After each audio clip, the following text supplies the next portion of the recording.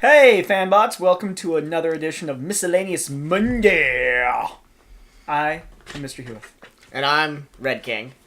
And today we're here with the top 5 Marvel video games in honor of the release of the new Age of Ultron trailer. We're super stoked about it, but we figured that both of us, despite me being on a show deliberately about comic books, had no knowledge of the big Marvel events. So, we were going to cover that. However, we do know our Marvel video games. We do, yep. And so we're going to talk about those. So, Red King, you had a personal one that you played that I did not play, that you liked. What was that one? Alright, but the game I was really excited about to put on this list, my first choice is The Incredible Hulk Ultimate Destruction. Oh, yeah. And that was a good game. I think that was made in, 2004, 2005. Oh, yeah.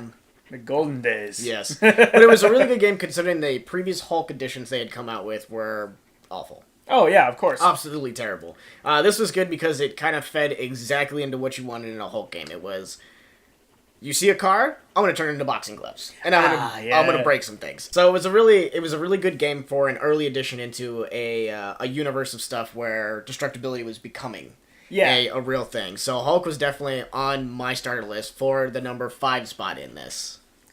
Very nice, very nice. I had a personal one that I don't know if Red King here played, but it was one of my super favorites, and it was around the same time. Oh, man. The Punisher. I never got to play this game. Oh, The Punisher. It was based around the movie that came out at the same time with Thomas Jane, and oh my god, it was so amazing. It was brutal, it was violent, it was vulgar. They cover the Mamanucci story, which is like the big Punisher one. And that was a really, really fun game to play. At the end, it got very comic booky. You had to fight someone. I forget who it is. But the last fight is like with this dude in a suit of Iron Man armor flying around shooting at you. And I remember beating it once. I got the game again a long time ago. Still haven't beaten that final boss. But it was so much fun. I loved that game. It was perfect. But next on our list, in the third slot for the time being, and just so you guys know, this is like a correlation of like the numbers to the games, has nothing to do with like what we thought was better or not. It's just what we're remembering. We're just spewing it right now. I think number 3 on the list is one that Mr. Hueth and I both played, which was Marvel Ultimate Alliance. Yeah! Oh, that was such a good game. And I remember that game really being fun because it was like the classic gauntlet playthrough where you had 4 characters and you just went through, but it had a better idea because it was like every hero. Oh, it was. And even though some of the heroes kind of felt the same, everyone had their own little quirks. There was the smashers, the lighter attackers, the more like quick, agile ones, the ones who are more well-rounded, and it just felt like you can make a cool team. Or you could be like, I just want a bunch of Hulks. It was a really fun game back in the day. I remember I never even beat that game, but that's because that game had so many hours to it. On the same note, one of my other favorite ones, which came before it, I believe, was X-Men Legends 2. That one, pretty much, since it was the precursor to the Ultimate Alliance series, it had a little less to it than Marvel Ultimate Alliance, but you also got to play as the Brotherhood of Evil Mutants in that one, and it had Iceman. I think there's one that we both want to touch on. And it's one that a lot of people agree is one of the greatest. And it was the kind of the mark of the first time video games about comic book characters started being really good.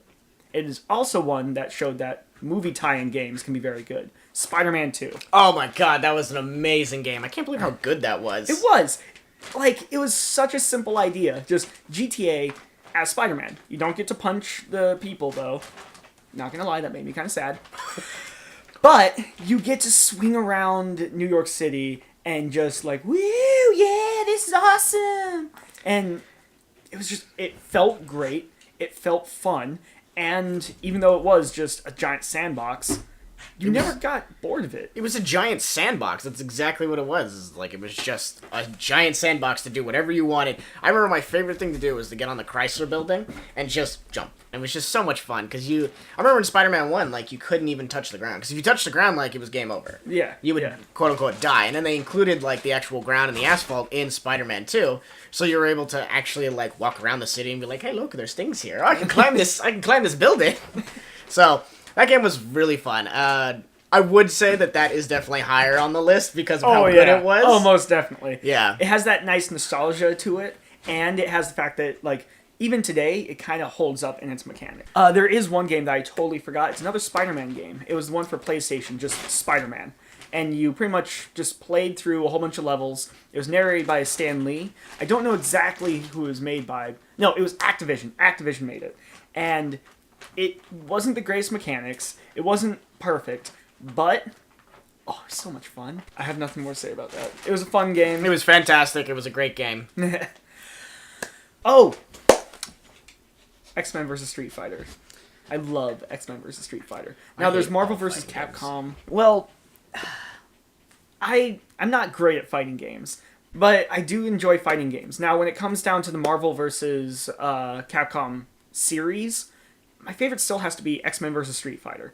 Like, not because... I like the fact that the other ones are so broad and there's so many more characters in them, but X-Men vs. Street Fighter seriously felt like Street Fighter was fighting. It just felt like X-Men vs. Street Fighter was more focused than the other ones. It wasn't as many cool characters as we can, as much as it's like, who would be cool X-Men to fight, and who would be cool Street Fighters to fight? Yeah. As opposed to, like... the whole roster. Yeah. But I think that's all that we have to talk about today. I think that is. I think that was pretty much it for our top list. I mean, overall, it was just like, it was good remembering all those classic video games that we had played through. I mean, Spider-Man was our biggest one. Yeah. But yeah, tell us, guys, what you thought of the new Age of Ultron trailer that's coming out. What games were you interested? What events were your most favorite in this stuff? Because apparently we're not well educated in that stuff. Yeah. But always comment below. Let us know. We'd like to know what your favorite games were pertaining to Marvel characters, and I don't know, when the new Batman trailer starts coming out, we may do this for DC games, even though it's just going to be Batman. It's so much Batman. I'm pretty sure it's just going to be straight the Batman Arkham series. No, but, and as always, remember who you are and what you are. Don't go cause any trouble out there in those crazy Marvel universes. And remember, if you find yourself with a Tangent Universe version of yourself, kill it. Kill it dead. You get his power. Oh, yeah, that's how it works. That's how, what's-his-face, Jet Li did it. Yeah, right? Yeah. Different universes. Yeah. There can only be one. Why? For my first one on this list, that was Hulk Ultimate Disruption. Hulk Ultimate Disruption. Hulk loitering. Objection. Phoenix. Hulks think they're objective. Hulk says that this is demeaning to Hulk. Hulk upset. Hulk take you to court. Hulk get cousin to do.